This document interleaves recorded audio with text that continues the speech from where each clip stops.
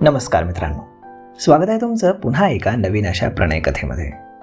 तर मग चला आजच्या या भागाला सुरुवात करूयात. 2 दिवसांपूर्वी दुपारी जेवल्यानंतर बेडरूममध्ये मी येऊन पडलो होतो.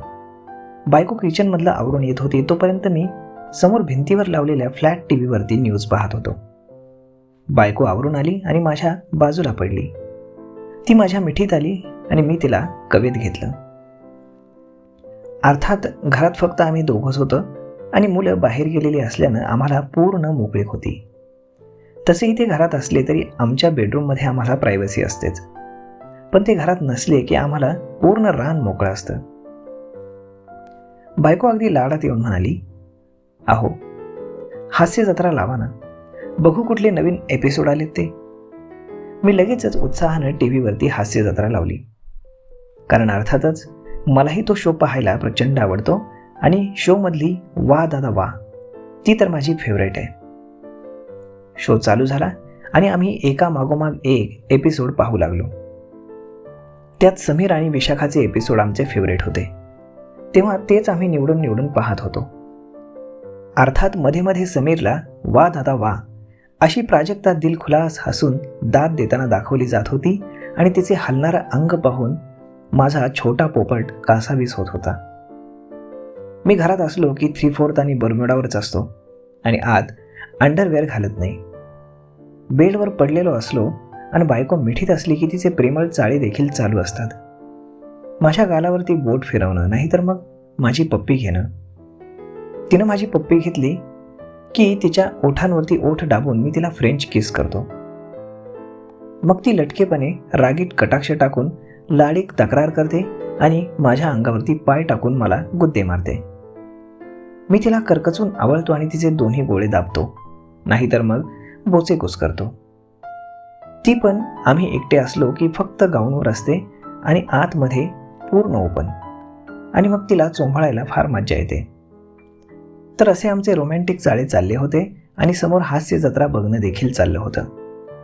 एका एपिसोडमध्ये प्राजक्ताने शिफॉनची साडी घातली होती आणि हसताना आणि बोलताना तिचं अंग प्रचंड मादकपणे हलत होतं.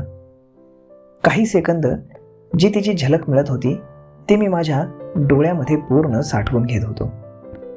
त्यात दिसणारे तिचे बॉल आणि ते हलणारे बॉल मला अगदी मनमोहक वाटत होते.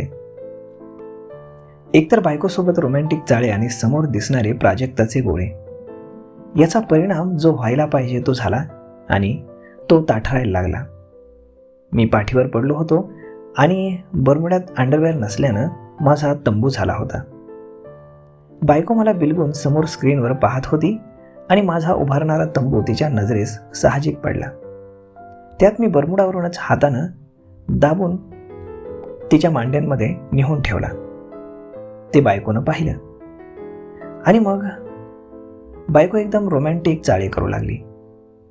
त्यानंतर बायकोनं आश्चर्यानं माझ्याकडे पाहिलं आणि मग माझ्या पोपटाकडे पाहून त्याच्यावरनं हात मिश्किलपणे फिरवत विचारलं, "काय हो, याला काय झालं आता उठायला?" "अगं, ते तू चाळे करतेस आणि मीही चाळे करतोय, त्यामुळे उठलाय तो. आता काहीतरी कारण द्यायचं म्हणून मी तिला म्हटलं."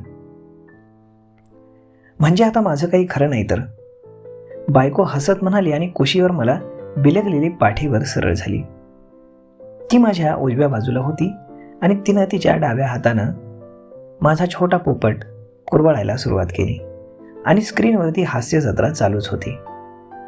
मी किंचित उजवीकडे रेलून मांडीवरती तिच्या हात ठेवला आणि हळूहळू तिचा गाऊन वर करून मी आपला चोखायला सुरुवात केली.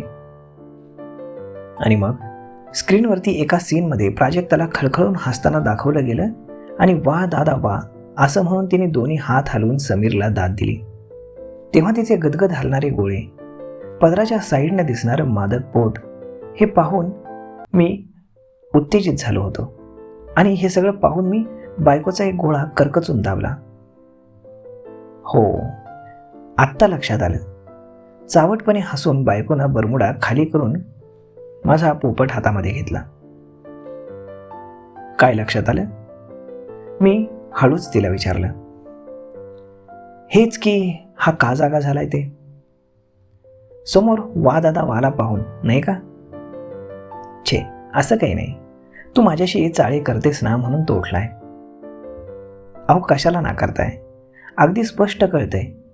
तिचे गोळे हालतात ना म्हणून तुमचं असं झालंय. बायकोनं हसून म्हटलं. हा तो इफेक्ट आहे म्हणा.